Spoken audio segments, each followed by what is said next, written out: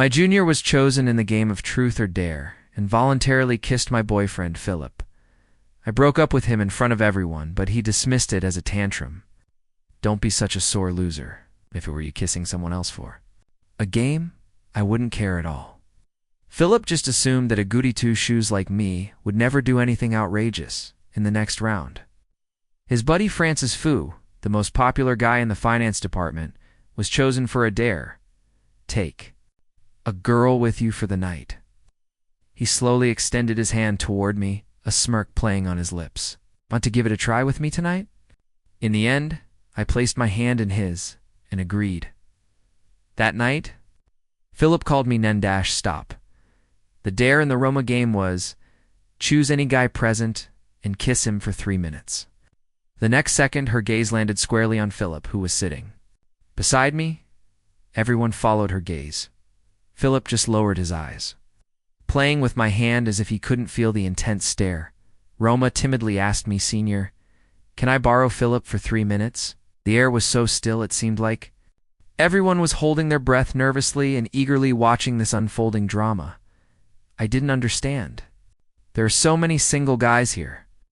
Why don't you ask someone else? She was at a loss for words, biting her lower lip and looking embarrassed. But she still moved to the other side of the booth to ask the other guys. All of them refused. Until the third guy. I don't mind. The guy grinned slyly. A wet kiss. 8. Roma was so embarrassed, she was almost in tears, shaking her head incessantly. No need. That guy had had a bit too much to drink and grabbed Roma's hand, just trying to kiss her boldly. Philip, who had been casually sitting next to me, finally couldn't keep up the act.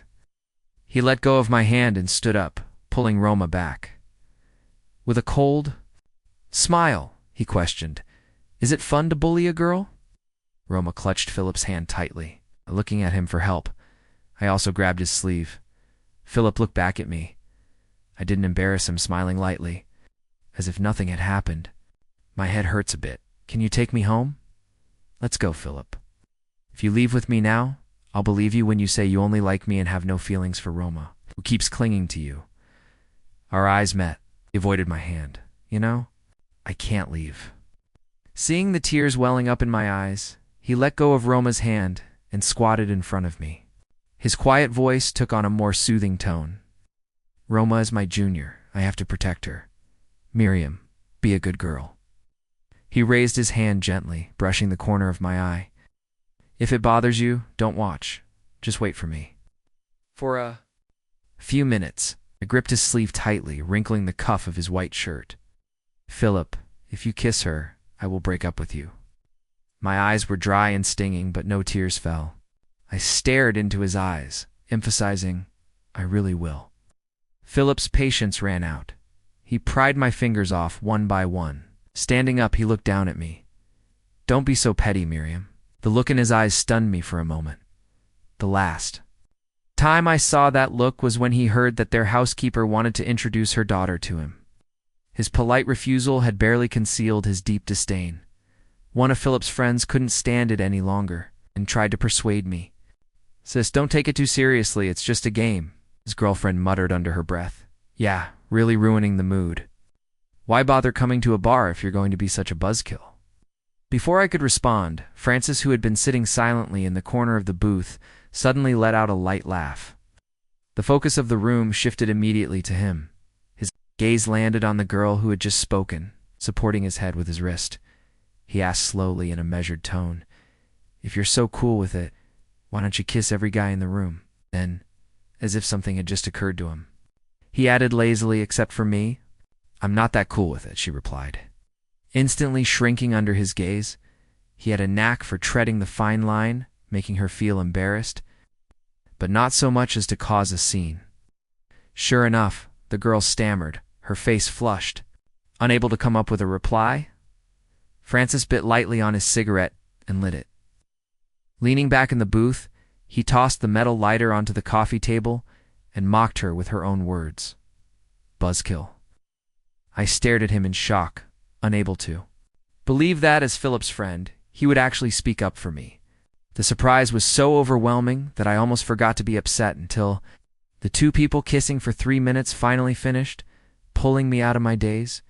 When Philip sat back down next to me, I was just opening my phone to delete him from my WeChat. The faint satisfaction on his face instantly vanished, replaced by an emotionless stare. What do you mean? I just told you we're breaking up, so I was about to block his number. He grabbed my hand.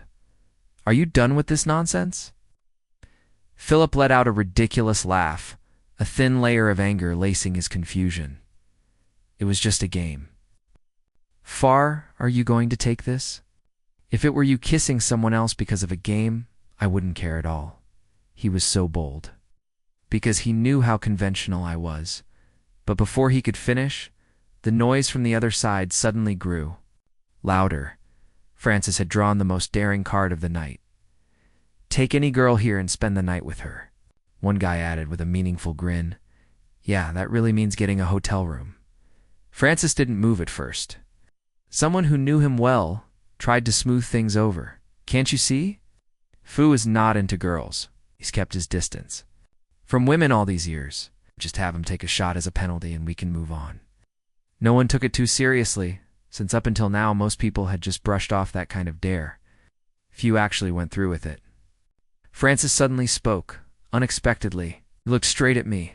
The room fell silent, everyone stunned as they watched him slowly walk over to me and extend his hand. With a smile that seemed almost hypnotic, he asked, Want to give it a try? With me tonight. Philip narrowed his eyes at Francis, smiling as he warned, If you're drunk, I'll have someone send you home. Francis, this is my girlfriend. The tension in the air was palpable. Francis glanced at him nonchalantly. So, it's just a game. He turned back to me. Philip, don't be a sore loser. Philip remained calm. Why would I be? My girlfriend is too conservative. She wouldn't agree to this, so I'll refuse for her. But in the next second, I placed my hand in Francis' palm. Okay. The smile froze on Philip's face. I remembered every time since entering university that they'd called me a goody-two-shoes. Their voices laced with mockery, as if I were some relic of a forgotten era. That night, the alcohol lit a spark in me, a rebellious impulse I didn't know I had, so I agreed. Inexplicably, but deliberately. Francis raised an eyebrow slightly, watching as I placed my hand in his. He stood, pulled me up, and led me toward the door. Gasps and exclamations burst out behind us. Holy crap, was that really Fu? Did I drink too much and see things? I'd rather believe Fu just got possessed.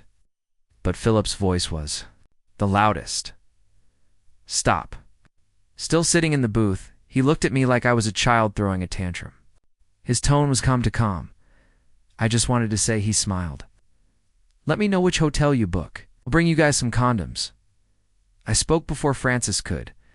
My smile was bright and cutting. No need. Still worrying about. Your ex-girlfriend's hotel plans after a breakup? Isn't that a bit too much, Philip?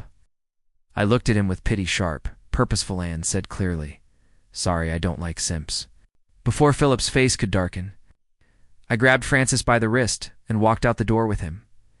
It wasn't until I was seated in Francis's car that I finally exhaled. A long breath of relief escaping me. A wave of calm, strange and steady, washed over me. The frustration vanished. I turned to Francis and thanked him politely. Thank you, Senior Fu, for helping me out today. Just dropped me off at the subway station up ahead. I hadn't taken the dare seriously at all. Naturally, I assumed Francis hadn't either. He kept one hand on the steering wheel, his voice laid back. And casual? Do you know the consequences of lying to them? Shook my head, brushing it off without much thought. Sometimes, before playing truth or dare, people made silly vows like swearing to be struck by lightning or to stay single. For life, if they lied. I never believed in those things. I took out my phone to check the group chat. One message stood out, pinned by the group leader. Tonight's truth or dare is going to be intense. Anyone who lies will be poor for life, drowning in debt, never able to make a fortune. My pupils dilated in shock. I kept rereading the words, no way. This I actually believe. While I was still panicking, Francis had already pulled up to the subway entrance. He nodded toward the door, lips curled in that familiar, teasing half-smile. Get out, Junior. It's only a lifetime of poverty. No big deal. No. This is serious. I immediately shook my head, gripping the door handle tightly. Francis raised an eyebrow, apparently misunderstanding. Can't open the door. He leaned over, reaching for the handle on my side. Without thinking, I pressed my hand down firmly on his, stopping him. His other hand braced against the edge of my seat. His body hovered above mine. He had me trapped silently in that small, confined space. Francis lowered his eyes. What do you mean? My mind spun like a tangled ball of yarn. I blinked and blurted out, I want to sleep with you. Francis's expression didn't change at all. He leaned back into the driver's seat, tugging at his lips without even a trace of amusement, but I don't. ... The atmosphere instantly turned icy. The awkwardness hit me like a ton of bricks. I mentally collapsed at least 3 times before I slowly nodded, trying to keep my voice from trembling. Sorry. I think I've had too much to drink. I didn't mean to offend you, Senior Fu. I lowered my head and murmured a soft goodbye. Well, I'll be going then. Without saying a word, Francis moved his fingers and locked the car door. And he started the engine. I looked back at him. His profile seemed colder than before. I assumed he was angry, probably about my earlier overstep, and now he wouldn't even let me leave. Suppressing my embarrassment, I cautiously apologized again. I'm sorry, Senior. I really didn't mean anything by it. I swear, I have no intentions toward you. I fidgeted in the passenger seat, my head lowered like a student who'd made a huge mistake. My voice was barely a whisper. Don't want to sleep with you. You're very handsome, but you're not my type at all. Don't worry, Senior. You're perfectly safe. No response. The silence grew thicker.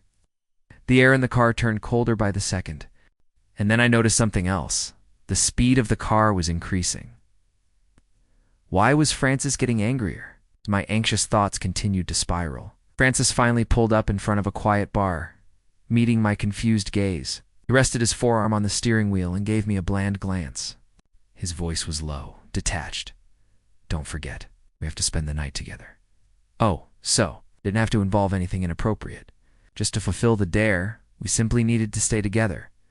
Francis really is a principled, smart, all-around good student. I immediately got out of the car and followed him inside. Francis clearly knew the owner. He spoke briefly, then arranged for me to sit in a booth before disappearing somewhere deeper into the place. A moment later, my phone buzzed. It was a call from an unknown number, and on the other end I could hear them. Roma and Philip. Chatting, double quotes, Philip. Why aren't you calling your girlfriend? Aren't you worried she might cheat on you? Philip found her question amusing. Don't I know how old-fashioned she is? It's just something she said out of spite. His tone carried that signature. Casual confidence. She's probably already back in her dorm, asleep. Roma giggled. But seeing how calm you are, it doesn't seem like you care much about her, does it? There was a brief silence on the other end before he answered. It's not like I'm that into her. I angrily ended the call, my hand trembling as a wave of humiliation and frustration surged through me. Because the truth was, I really had planned to go back to my dorm, wash up, and sleep. But now my chest felt like it was stuffed with a heavy, suffocating wad of wet cotton. Just then, the cocktail I ordered arrived. I grabbed it and took a big gulp, hoping to quench the nameless fire burning inside me. The waiter gave me a confused, almost alarmed look. He turned to leave, but then suddenly froze. Spinning back around, he shouted, "Miss, that drink is the wrong one." He pointed at the glass in panic, his voice rising like a kettle about to boil. That was a special mix. Our boss made it for himself. I tried to reassure him, it's fine. I'll pay whatever it costs. But he wasn't listening. Ignoring my words entirely, he threw down his tray and dashed upstairs where Francis had gone. It didn't take long for me to understand why the waiter was so terrified. This drink had something extra in it. When Francis reappeared in front of me, my clarity had plummeted to approximately 2.5%. "Miriam, how are you feeling?" He leaned down close, his cool hand pressing gently against my cheek. So refreshing. I Contentedly leaned into his touch, nuzzling closer. But with that tiny shred of clarity I had left, I remembered he had rejected me. Reluctantly, I pushed his hand away. Then I jumped off the bar stool and made my way toward the exit. Where are you going? Francis grabbed my arm, his brow furrowed in concern.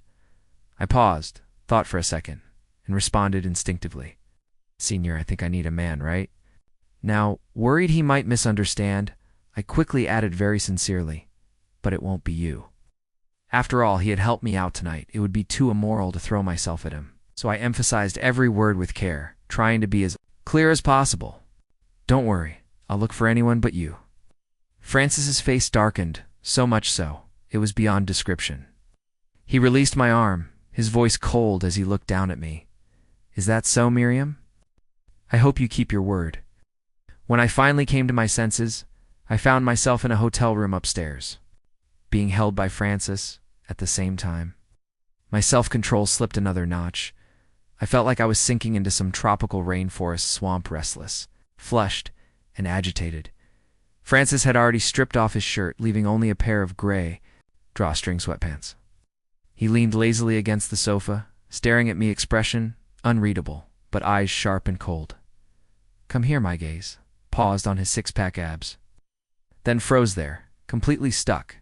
I shuffled over to him obediently. He was playing with a bottle of something medicine, maybe? His peach blossom eyes were half-lidded and hypnotic, coaxing me wordlessly. In light of the help I gave you today, he murmured, would you mind applying this for me? I nodded slowly, already feeling like I was melting into a puddle, hot and weak, but I still took on the daunting task. Where does it hurt, Senior? I asked. Francis guided my burning hand to one of his abs. Here. I blinked rapidly, trying to change the subject, completely unaware that my face was as red as a ripe peach. Francis didn't answer. Instead, he guided my hand to another AB. This one hurts too, Junior, he said with his usual teasing tone, a playful smile lingering on his lips. As I continued to apply the medicine, I somehow ended up sitting on his lap. He pulled my fingertips to his lips again. Does it hurt here too? I asked, staring directly at his thin lips. Francis's voice turned hoarse. You'll know if it hurts, ... if you kiss it. With my arms wrapped around his neck, I was so tempted. I couldn't find a shred of reason. I kissed him lightly, then immediately pulled back. Francis's hands rested on my waist. He looked down at me, asking softly, why'd you stop? A bit embarrassed, I sought his permission. Can I kiss you again? Upon receiving his consent, I kissed him without hesitation. Francis pressed the back of my head, taking control. He pried my mouth open, leaving no room for doubt. Francis's hand was already slipping under my shirt when my phone rang at the most inconvenient time. He continued to hold my face, his lips still on mine. He glanced at the caller ID before, pulling back slightly, and picked up the phone. Philip's voice came through, calm but urgent. Miriam, where are you right now? The roommate told me you didn't return to the dorm. Who are you with? Francis brushed his lips against mine casually, giving a dismissive reply, calling it, This hour? Are you planning to drop off some condoms for us? I paid no attention to Philip on the other end of the line.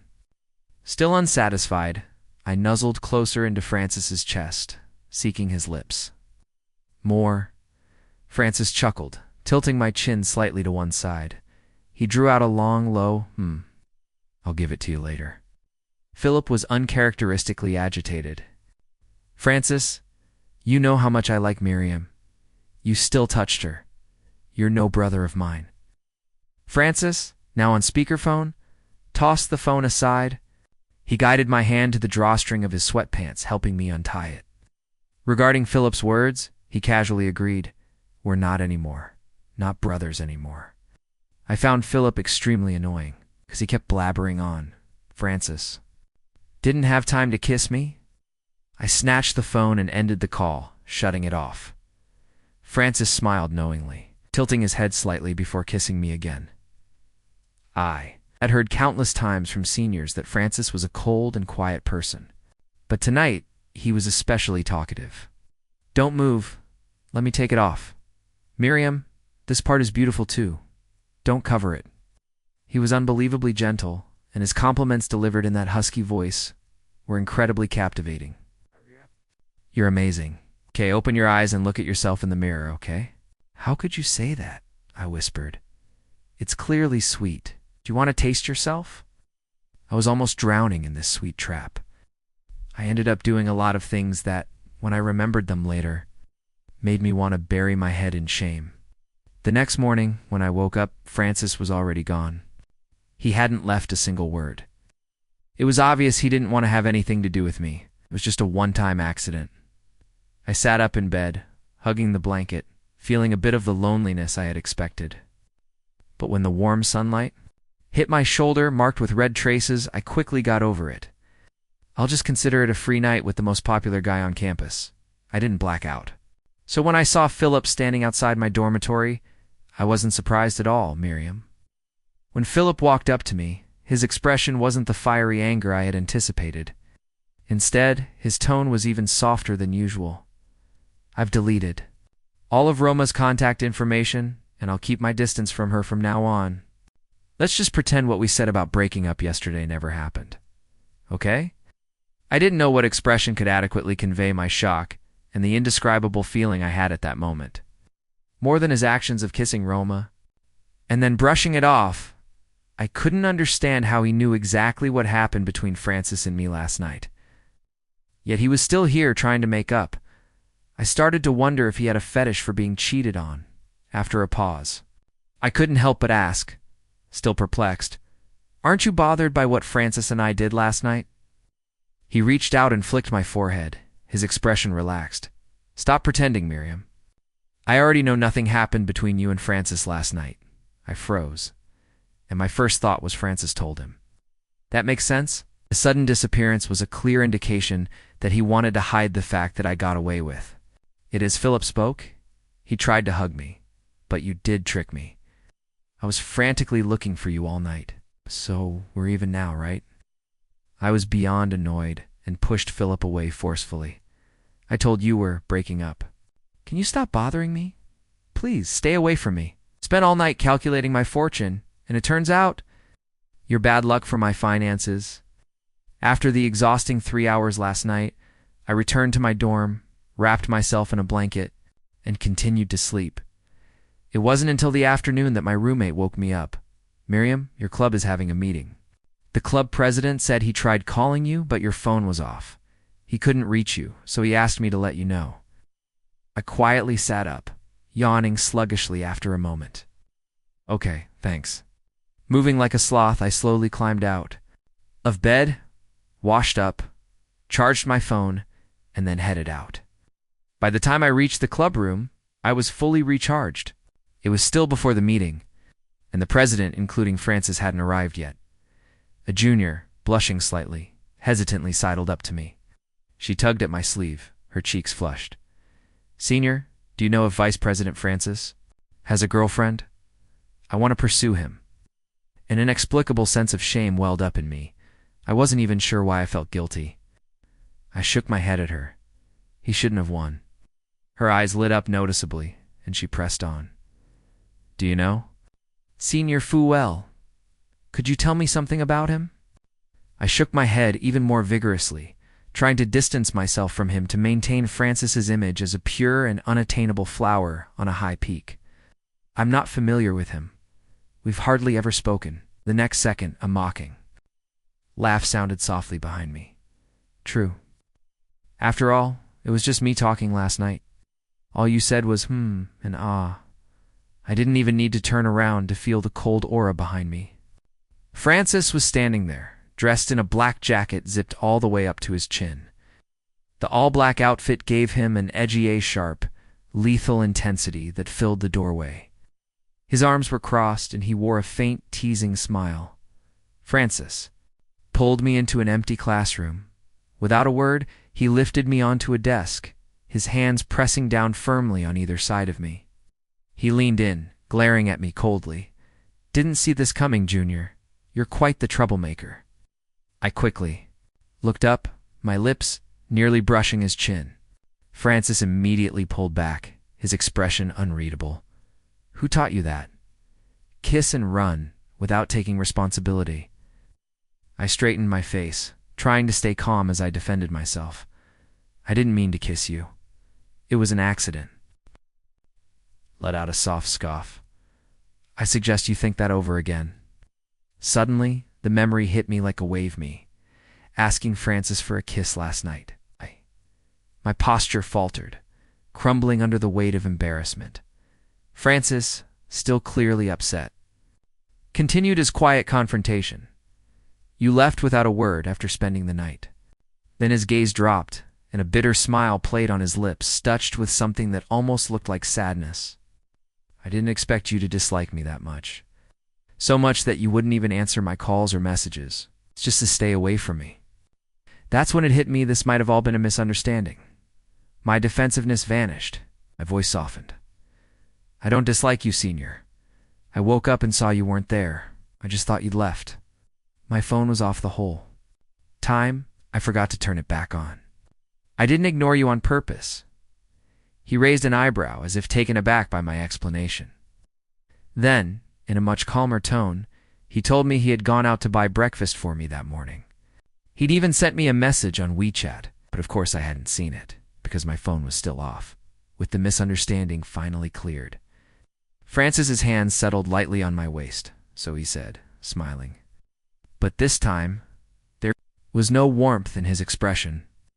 His eyes, sharp and unreadable, carried a quiet threat. Junior, you'll take responsibility for me, right? He emphasized those last two words with a weight that made it impossible to say no. I nodded, trembling like someone about to face their fate. Only then did Francis let me go. I jumped down from the desk, ready to return to the meeting. But before I could even take a step, he stopped me again. His smile disappeared, replaced by a softer, more serious tone. I don't want you to misunderstand and think I'm only doing this out of obligation. So let me make it clear. Francis looked directly at me. His eyes were still, like a spring untouched by wind. I like you, he said, since a long time ago. When I was with Francis, there was always a subtle awkwardness between us, especially after his confession, but it seemed like I was the only one feeling it. He acted like nothing had changed, until eventually something shifted. We broke through the tension. I stopped fighting it. I decided to just go with it. Not long after, someone posted a warning on the school's confession wall. There had been a strange man lurking around the school. A large, overweight figure creeping close too often. A pervert. He gets a thrill out of exposing himself to women on the street, seeking pleasure from their screams and panicked reactions as final exams approached. I was already buried under the stress of cramming all the important material on that day. Of all days, I happened to run into the very man who had been lurking around the pervert on the quiet evening street. There was no scream for me, just silence. He stood stunned, clearly confused by my calm expression. I looked him dead in the eyes and clicked my tongue in irritation. Then, without holding back, I let loose. Do you think you have something worth showing off? Is that why? You're flaunting it in the middle of the street? My voice was cutting, loud, merciless. Are you proud of hanging a chili on a big tree? Compared to my boyfriend, yours is delicate, ... and tiny. Honestly, all the words in the world that mean miniature wouldn't be enough. He sputtered. You don't get so worked up. I cut him off coolly, pulling out my phone, unlocking it, and aiming the camera at him. Aren't you proud to show off? I'll help you go live. Let's give you some real publicity. No need to thank me. My other hand stayed hidden in my bag, gripping my taser tightly. I didn't look away for a second, watching his every twitch. If he dared to lunge at me in rage, I was ready to shock him so hard that he'd never feel his little chili again. His expression twisted with fury. But suddenly his gaze shifted. He saw something behind me. Without another word, he bolted, unsure whether to cover his face or his pathetic pride. I barely had a second to feel victorious before I heard slow, steady footsteps behind me. I turned around and froze. The moment my eyes met Francis's eye, wished lightning would strike me right then and there. His peach blossom eyes sparkled with a teasing smile, like he'd seen everything. He was just about to say something when a voice interrupted from nearby. May I ask a pause? Is this boyfriend you're talking about? Philip. He'd been standing there, watching, for who knows how long. His face was expressionless, but it felt like the eerie calm before a storm. Francis stepped casually in front of me, blocking Philip's line of sight. His voice was lazy, almost amused. "What do you think?" Philip's eyes didn't waver. His tone darkened. "Francis, this doesn't concern you. I'm talking to Miriam." It's cold. And just like that, a question hit me like a cold wave, one I hadn't thought of before. Why was Philip so certain that nothing happened between Francis and me that night? Francis clearly hadn't said a word to him. Then Philip spoke again, confirming exactly what I was thinking. "You two didn't leave the bar that night, right? Stayed there the whole time?" The veins on his hand were bulging, his fury barely contained. "You better not tell me you two did it in a private room at the bar," he sneered. "Wouldn't that be disgusting?" I stepped out from behind Francis, glaring at Philip. "How do you know we went to the bar in the first place?" I demanded. "Were you following us?" His smile chilled even further. "Do I have that much time?" he said coldly before pulling out his phone. He showed us a group chat from a small club he was in charge of. One of the members had seen Francis's car parked outside that quiet bar. They lived nearby and posted about it. When the car hadn't moved by morning, everyone assumed the two of us had simply spent the night there as part of a dare, and the call Philip made in the middle of the night, they thought it was us trying to provoke him. Philip put his phone away, eyes bouncing between me and Francis. Then he locked on to Francis and gave a slow and unnerving smile. "If you really slept with my girlfriend," he said, voice calm but sharp as ice, "I swear I'll make sure you regret it." I immediately stepped in front of Francis, my body tense, my voice firm and unwavering. "Philip, stop this madness," I said sharply. "I'll say it one last time. I broke up with you that night at the bar." Francis remained quiet, completely unfazed by the tension that filled the air. His composure never cracked, not even once. He brushed my hand aside and walked straight up to Philip. With a slight provocative smile, he taunted, "It wasn't me who slept with her. It was her who slept with me." The tension in the air snapped like a taut string. Philip cursed, raising his hand, but Francis was faster. He swiftly overpowered him, pinning his arm down. Philip took a punch, hard and direct. It was the first time I had ever seen Francis so full of rage. Grabbing Philip by the collar and pulling him close, Francis growled, "What right do you have to question me? If you hadn't done those despicable things, would she have left you?"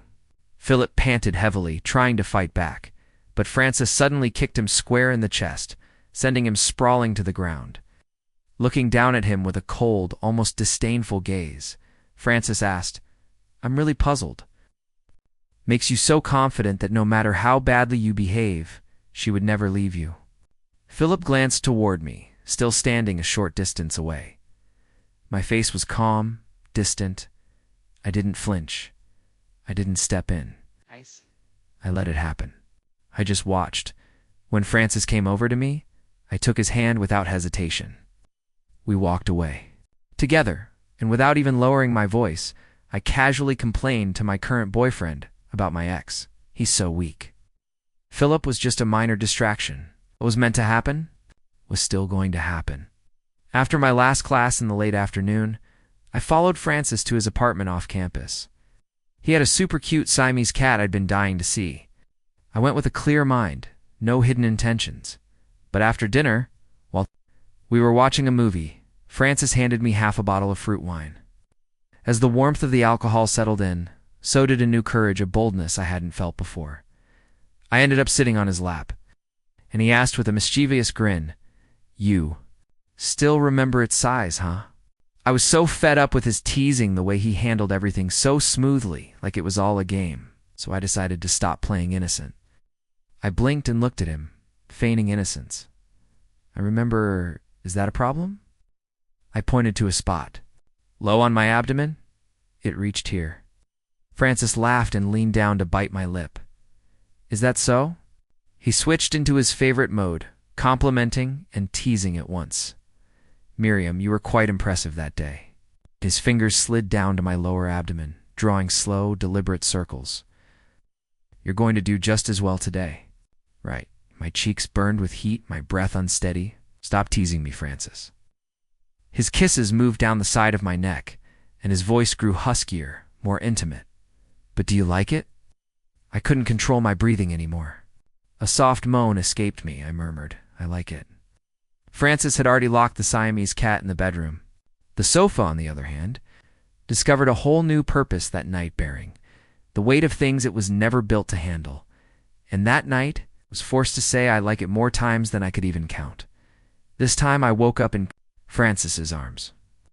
I turned in his embrace to face him, still half asleep, but aware of how far things had come between us.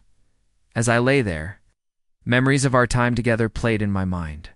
I realized just how subtly Francis had influenced me, how he had slipped under my skin. He was truly skilled. If he wanted, he could be more flirtatious, more intoxicating than Philip ever was. But he didn't use those tricks on everyone.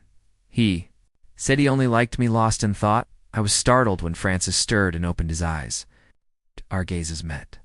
And in that moment, it suddenly hit me like a whisper in the heart. The progress bar, labeled liking Francis, had quietly loaded past the halfway point.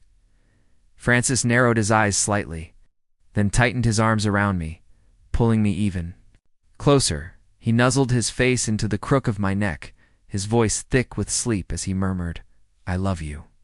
Miriam, I love you. My face rested against his neck. It was a closeness, more intimate, more vulnerable than anything we'd shared before. I whispered back, I know.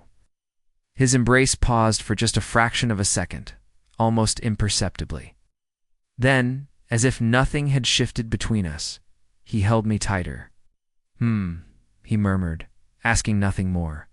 Since that night at the bar, Roma had been walking around with a glowing smile, the kind only someone deeply in love would wear. But one afternoon, as Francis and I were leaving campus together, we ran into her. It was instantly clear that she had been crying. She stopped us, her voice unsteady. Senior, are you and Miriam together now? Francis smiled politely, deflecting. With a question of his own? Is that any of your business? Roma forced a smile that didn't quite reach her eyes. I just wanted to warn you, Senior. You might not really know what kind of person Miriam is. Don't let her fool you. I snapped. Oh, so you're the one who knows me best now? Should I rename you Miriam's personal worm? Roma flushed, both furious and humiliated. Miriam, shut up, Francis cut in, still calm, but with a hard edge to his tone. He was clinging to the last thread of his composure.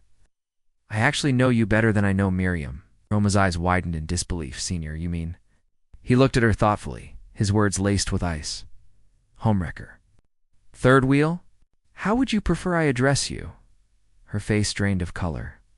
Then, cheeks flaming, she turned and stormed off ironically, the one who had started the fight leaving in outrage. We were more than satisfied. I didn't give Roma much thought after that. But I never imagined she would publicly accuse me on the school confession wall, claiming I was two-timing. It quickly caught fire. She laid out everything in a video. Her eyes were red, her face haggard. The title read, Not here to expose anyone, just want to use public opinion to make Senior Miriam realize the seriousness of her actions and stop ruining my relationship with my boyfriend. In the video, she implied that while I was dating Francis, I was still stringing Philip along, causing the downfall of her own relationship. She painted herself as the victim, carefully leaving out how she had interfered in my relationship with Philip in the first place. I closed my eyes, anger boiling up. My fingers hovered over the screen before I finally tapped to open the comments section. I braced myself for the worst. But then top comment 1. Oh my God, the mistress is playing the victim. You think by blurring the details of your relationship with Philip we wouldn't know you were the homewrecker? Top comment 2. Even without reading that Facebook post, I don't believe you. Ever since I learned that Senior Miriam took down a pervert with her bare hands, I've been her fan. Top comment 3. Came here from that Facebook post just to sir a disgusting mistress. Top comment 4. Oh, and by the way, I won't let the scumbag off the hook either. So I'll curse you both, filthy couple. And Philip, I've reported you too. You can kiss your presidency goodbye. That Facebook post. As I scrolled, I noticed more and more people mentioning it. After about half a minute, I found a link. I clicked in. I was stunned.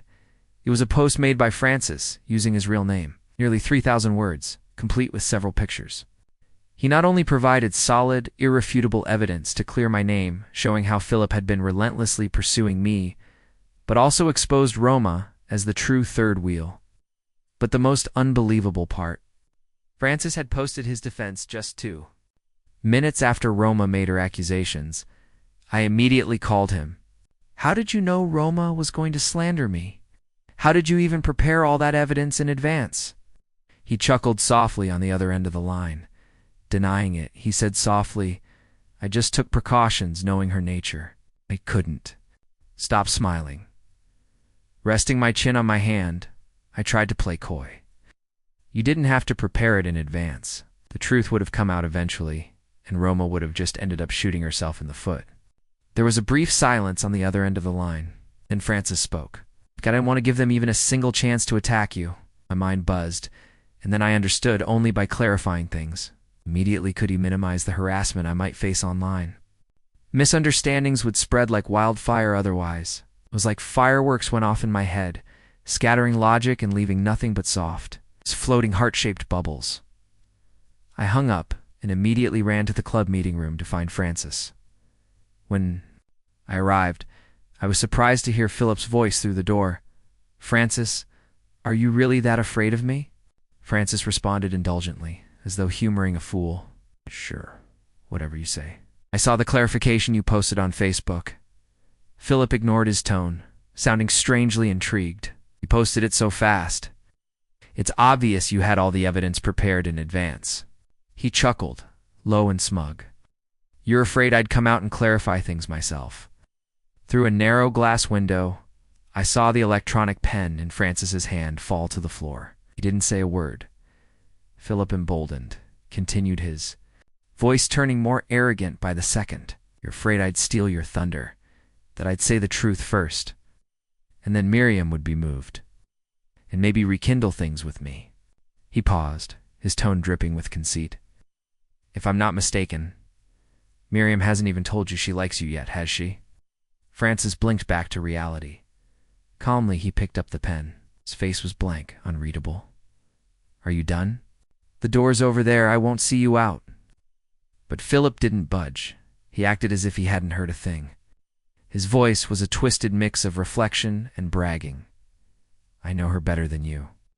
She can't fall for someone that quickly. Even if she's with you, it's only because you two slept together. Forced love is pointless, Francis. Let Miriam go." This self-righteous man, ... I turned toward a nearby storage room, found a bucket, filled it halfway with water in the bathroom, and then burst into the room. "Miriam." Philip's smug expression faltered, and he nervously called my name. Didn't look at Francis. Not yet. I walked up to Philip and held the bucket in front of him. Philip looked down at the bucket. His eyes lit up with a flicker of amusement. "You." I cut him off. "Look down." Philip hesitated, then obeyed. "See it clearly." And I let go. The bucket hit the floor with a loud crash. Water splashed all over him. His pants were soaked. He couldn't dodge in time, I thought. "Maybe your family was too poor to afford a mirror, so I kindly brought you a bucket of water to reflect on your true self." I was furious. Beyond furious. I let it all out. Why can't I fall for Francis quickly? Is there a waiting period now? Should I mourn for a whole year before I'm allowed to like someone else again? He's better looking, more loyal. It's better than you in every way. Was I supposed to spend my nights writing sad little essays while listening to melancholic breakup songs just so I could meet your emotional standards, instead of moving on with someone who actually treats me right? Philip pressed his lips together, silent.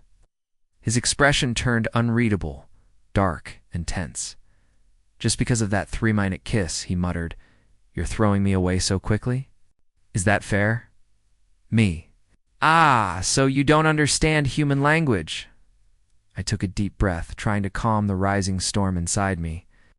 With a tight, artificial smile, I looked at Philip and said, "If you think you've been treated unfairly, feel free to sue me." He opened his mouth, clearly ready to fire back. But before he could get another neurotic word out, the club president stepped in. His face was stern. "Your situation with Roma has blown up online. It's causing major disruption to the school. The academic advisor, is on their way. The consequences for both of you won't be light. Philip didn't stop staring at me, his eyes burning with that same stubborn look, like he still had something to prove.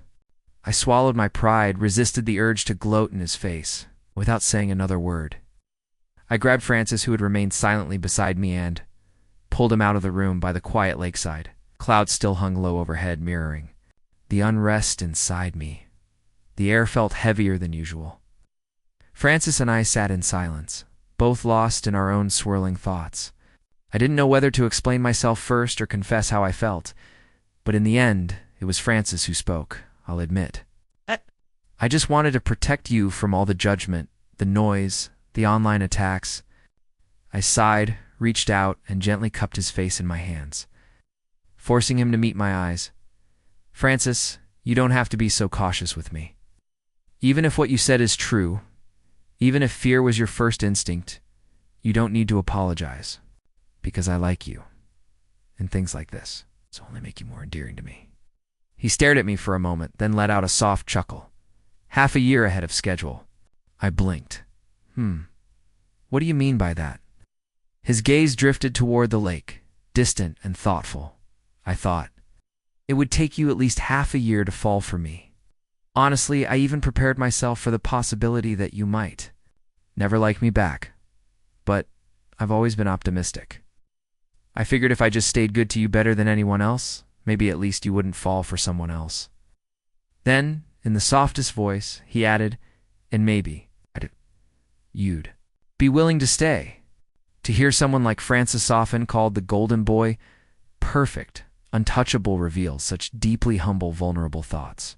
It didn't warm my heart. It broke it. It wasn't touching. It was tragic. Without saying anything, I leaned into his arms and buried myself there. The tears started to fall before I even realized it. Francis, I whispered, are you in love with me, or just in love with the idea of being in love? He held me close, his fingers stroking gently through my hair. His voice was low and lazy, like he'd known the answer for a long time. I'm in love with you. I hugged him tighter, my voice muffled against his shoulder as I corrected him. That's not right. You should put yourself first. You should never lose sight of who you are. He let out a soft laugh, a hint of pain buried in the sound. That's just not possible. Then, with a bittersweet smile, he added, if I could control that, I would have stopped liking you a long time ago. Back when you and Philip looked so perfect together, when there wasn't even a crack to hold on to. Francis had lived in silent longing, in shadows, through a night with no end. Oh, that kind of love. It's not romantic. It's heartbreaking. At some point, the clouds above us had started to disperse. The sun began to peek through, casting soft, dappled light on his shoulders. I looked up at him, blinking through tears. From now on, I said slowly, you'll have me. By your side. Even if the road ahead is messy, uncertain, full of struggle, I'll walk it with you, without hesitation, and I'll fight. For every step, Francis smiled. It was the kind of smile that made the world feel warmer. Yes, said. Then he looked up at the clearing sky and pointed. Look, the sun's finally coming through, and it was. The light had returned.